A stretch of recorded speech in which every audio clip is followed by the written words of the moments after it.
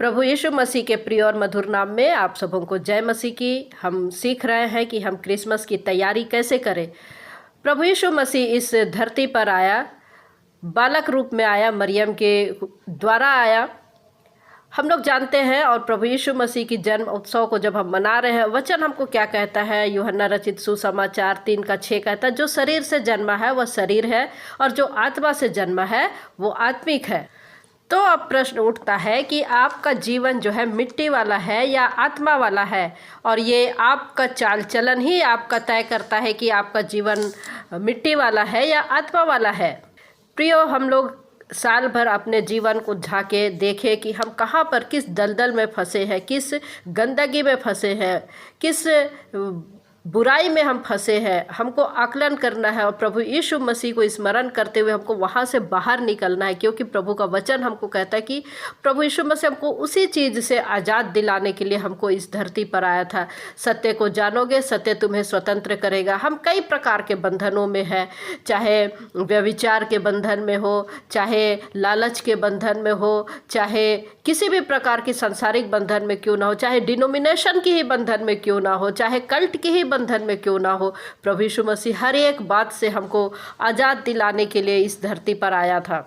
हमारा जीवन कैसा हो? हमारा दिमाग आत्मिक हो, हमारी बातें आत्मिक होनी चाहिए, हमारी सोच आत्मिक होनी चाहिए मेरे प्रियो।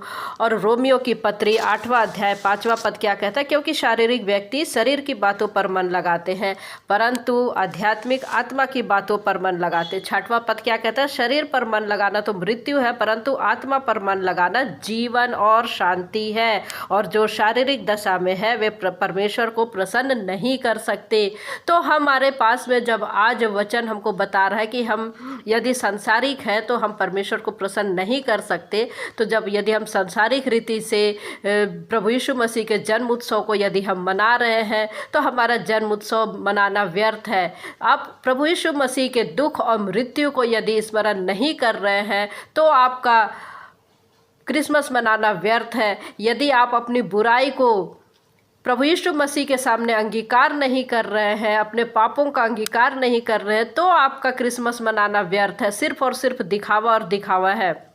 तो ऐसे में हमको वचन क्या कहता है? देखिए, रोमी 8:14 में क्या कहता है? इसलिए कि जितने लोग परमेश्वर के आत्मा के चलाए चलते हैं वे ही परमेश्वर के पुत्र होंगे।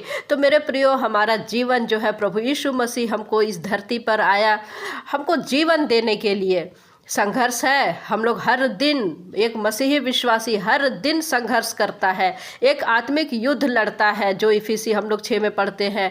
तो हमको बलवंत होना है, जयवंत होना है। और इस चीज़ को जब हम स्मरण करते हैं, प्रभु यीशु मसीह की मृत्यु को स्मरण करते हैं, तो सचमुच में आप क्रिसमस मना रहे हैं। हम आज देखते हैं कि प्रभु की कलीसिया में, देह में हम लोग देखते हैं, पुलपिट में ऐसे कई लोग चढ़ जाते हैं जो बड़े बड़े प्रचार करते हैं, लेकिन उनका जीवन को हम लोग देखते हैं लालच से भरा रहता है, व्यभिचार से भरा होता है, किस प्रकार से भ्रष्टाचार से भरा होता है। और ऐसे लोग ही जब पुलपिट में खड़े होते हैं, ऐसे दुष्ट की आत्मा उस कलीसिया में कार्य करती है और वे उसके चलाए चलते हैं। फिर कलीसिया में आत्मिकता नहीं रह जाती। तो मेरे प्रियो, मनुष्य जो है उसके बाहरी रूप को देखता है, उसके पैसे को देखता है, लेकिन परमेश्वर किसको देखता है?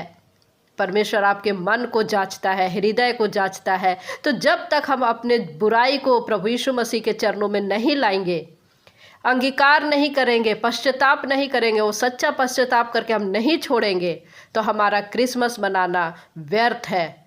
क्रिसमस मनाना व्यर्थ है। तो मेरे प्रियो, हम लोग क्रिसमस की तैयारी कर रहे हैं। जितना आप सांसारिक तैयारी कर रहे हैं उससे कहीं ज़्यादा आप आत्मिक तैयारी करें। इसी से आप परमेश्वर के प्रेम को समझ पाएंगे। और वचन में जो बताता है कि हम परमेश्वर को कैसे प्रसन्न करें, तो हम अपनी पवित्रता के साथ में जब हम प्रभु के आज्ञा का पालन करते हुए आगे बढ़ते हैं, तब हम सही क्रिसमस मना सकते हैं और परमेश्वर को प्रसन्न कर सकते हैं। परमेश्वर पिता हम में से प्रत्येक को आशीष दे। प्रभु यीशु मसीह के जन्म उत्सव की बहुत बहुत शुभकामनाएं। जय मसीह की। Praise the Lord.